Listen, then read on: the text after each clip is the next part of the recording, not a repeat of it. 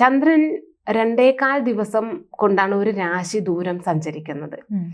അതേ ദൂരം തന്നെ സഞ്ചരിക്കാൻ, ഇപ്പോൾ ഒരു 60 കിലോമീറ്റർ ദൂരം സഞ്ചരിക്കാൻ ഒരു സൈക്കിളിൽ സഞ്ചരിക്കുമ്പോൾ എടുക്കുന്ന സമയവും ഒരു കാറിൽ സഞ്ചരിക്കുമ്പോൾ എടുക്കുന്ന സമയവും തമ്മിലുള്ള വ്യത്യാസമുണ്ട് എന്ന് പറയുന്നത് പോലെയുള്ള വ്യത്യാസങ്ങൾ ഓരോ ഗ്രഹങ്ങൾക്കുമുണ്ട്.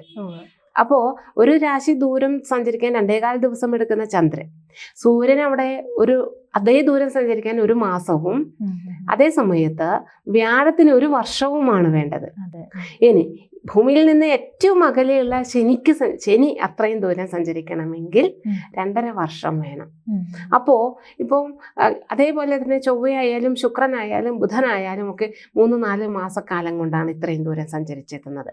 അപ്പോൾ വ്യക്തികളെ സംബന്ധിച്ച് ഒരു മാസക്കാലത്തെ ഫലവ്യതിയാനം എന്ന് പറയുന്നത് വലിയൊരു വ്യത്യാസം ഉണ്ടാക്കണില്ല. ഒരു ഗുണമായാലും ദോഷമായാലും അതിനെ നമ്മൾ തിരിച്ചറിഞ്ഞ് അതിനെ അംഗീകരിച്ചെടുത്ത് വരുമ്പോഴേക്കും ഈ സമയം കഴിഞ്ഞു പോയിട്ടുണ്ടാവും. 3 മാസം എന്ന് പറയുന്നത് അല്ലെങ്കിൽ 4 മാസം എന്ന് പറയുന്നതും ഏതാണ്ട് അതുപോലെ തന്നെയാണ്. അതേസമയം വ്യാഴത്തിന്റെ 1 വർഷക്കാലം എന്ന് പറയുന്നത് കുറച്ചൊരു വലിയ കാലയളവാണ്.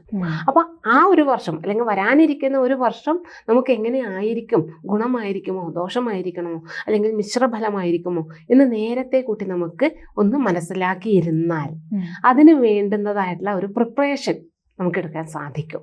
അതായത് ഗുണമാണ് എങ്കിൽ അതിനെ മാക്സിമം ഗുണമാക്കി മാറ്റാൻ, അല്ല പ്രതിസന്ധികളാണ് വരാനിരിക്കുന്നത് എങ്കിൽ അതിനെ എത്രയും എളുപ്പമാക്കി ലഘൂകരിച്ചെടുക്കുവാൻ ഇതിനൊക്കെ നമുക്ക് സാധിക്കും. സമ്പൂർണ്ണ ജാതകം സാധാരണ ജാതകമല്ല, സമ്പൂർണ്ണ ജാതകം 75 പേജുകൾ അടങ്ങുന്ന സമ്പൂർണ്ണ ജാതകം 250 രൂപയ്ക്ക് ഇനി നിങ്ങളുടെ കൈകളിലേക്ക്.